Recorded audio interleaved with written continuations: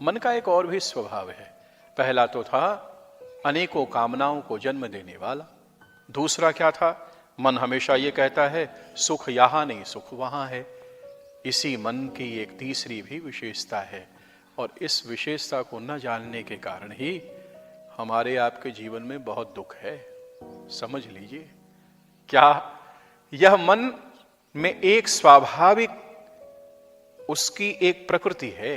वह क्या है? वह लगाव है, जिसे अक्सर हम क्या कहते हैं? प्रेम।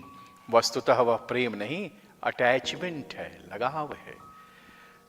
मन को जो कुछ अच्छा लगता है मन उससे जुड़ जाता है, मन उससे एकाकार हो जाता है। फिर मन कहता है हम उसे छोड़ेंगे नहीं, चूंकि सुख उसी में है। लेकिन संसार का नियम क्या है? संसार हमेशा परिवर्तनशील है, हमेशा संसार बदल रहा है। जो हर क्षण बदल रहा हो वही तो संसार है। और आपका मन कह रहा है भैया हम बदलने न देंगे, और संसार कह रहा है हम बदल के रहेंगे।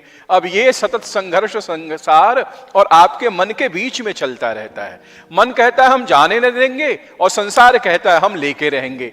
मन कहता है इसी में सुख है, संसार कहता है कमाल की बात है, इतने दिन सुख भोग लिया, अब तो यह परिस्थिति बदलेगी, अब तो यह सीन बदलेगा। मन कहता है नहीं नहीं, बदलने नहीं देंगे। और इस संघर्ष के कारण ही हमारे आपके जीवन में दुख है। याद करिए, आप जिस भी अवस्था के हो, जब किसी लड़के का किसी महिला से या किसी लड़की से स्नेह हो जाए कॉलेज के दिनों में, तब क्या लगता है? ऐसा लगता है जैसे ये लड़की मिल जाए तो सारी दुनिया ही बदल डालूंगा। नहीं लगता था?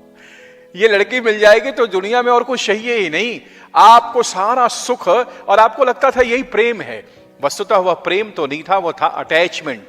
लेकिन आज कदाचित यदि आपका विवाह उसी लड़की से हो गया जिसे आप चाहते थे, तब क्या है?